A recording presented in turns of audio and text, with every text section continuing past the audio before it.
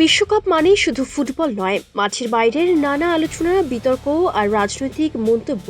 এবার তেমনি এক আলোচনার জন্ম দিয়েছেন ইসরায়েলের প্রধানমন্ত্রী বেঞ্জামিন নেতানিয়াহু। এক পডকাস্টে তিনি প্রকাশ্যে জানিয়েছেন 2026 বিশ্বকাপে তিনি আর্জেন্টিনাকে চ্যাম্পিয়ন হতে দেখতে চান। তবে তার এই সমর্থনের কারণ লিওনেল মেসি নন, যা শুনে অনেক ফুটবল প্রেমী অবাক হয়েছেন। পডকাস্টে সঞ্চালক যখন প্রশ্ন করেন, আপনি কি মেসির কারণে আর্জেন্টিনাকে সমর্থন করছেন, জবাবে নেতানিয়াহু বলেন, না, মেসির আগেই মিলে তিনি একজন সুপারস্টার। অর্থাৎ তার সমর্থনের মূল কারণ আর্জেন্টিনার প্রেসিডেন্ট হাভিয়ের মিলি, যিনি সাম্প্রতিক সময়ে ইসরায়েলের সঙ্গে ঘনিষ্ঠ সম্পর্ক গড়ে তুলেছেন।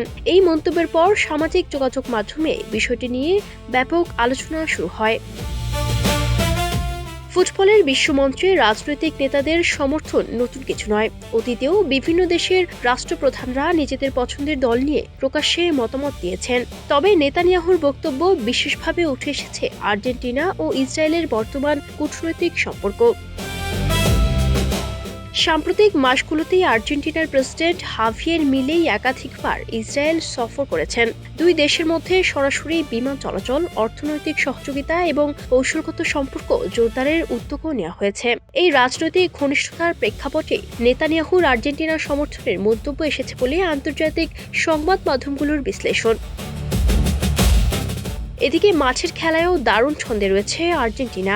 নকআউট পর্বে নাটকীয়ভাবে মিশরকে হারিয়ে কোয়ার্টার ফাইনালে উঠেছে বর্তমান বিশ্ব চ্যাম্পিয়নরা। শেষ মুহূর্তে দুর্দান্ত প্রত্যাবর্তনে দলটির লড়াকু মানসিকতা আবারও ফুটে উঠেছে। সেই পারফরম্যান্সের পর থেকেই আর্জেন্টিনাকে অন্যতম শিরোপা দাবিদার হিসেবে দেখছেন অনেক বিশ্লেষক। নেতানিয়াহুর এই মন্তব্য প্রকাশ্যে আসতেই সামাজিক যোগাযোগ মাধ্যমে মিশ্র প্রতিক্রিয়া দেখা গেছে। কেউ এটিকে নিছক একজন ফুটবল সমর্থকের ব্যক্তিগত পছন্দ হিসেবে দেখছেন, আবার কেউ এর পেছনে রাজনৈতিক বার্তা খুঁজছেন। অনেকেই মনে করিয়ে দিয়েছেন, আন্তর্জাতিক ফুটবলকে রাজনৈতিক বিতর্ক থেকে দূরে রাখাই শ্রেয়।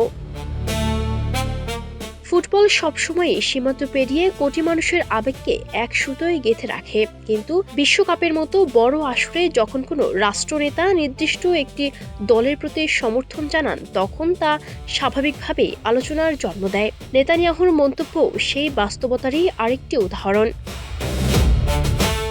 তবে শেষ পর্যন্ত বিশ্বকাপের ভাগ্য নির্ধারণ হবে মাঠের লড়াইয়ে। রাজনৈতিক সমর্থন, সামাজিক আলোচনার ঝড় কিংবা বাইরের বিতর্ক, এসবের চেয়ে বড় হয়ে থাকবে খেলোয়াড়দের performance.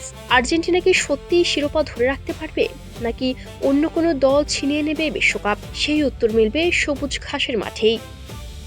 Ayesha Akter Swarna, Campus Times.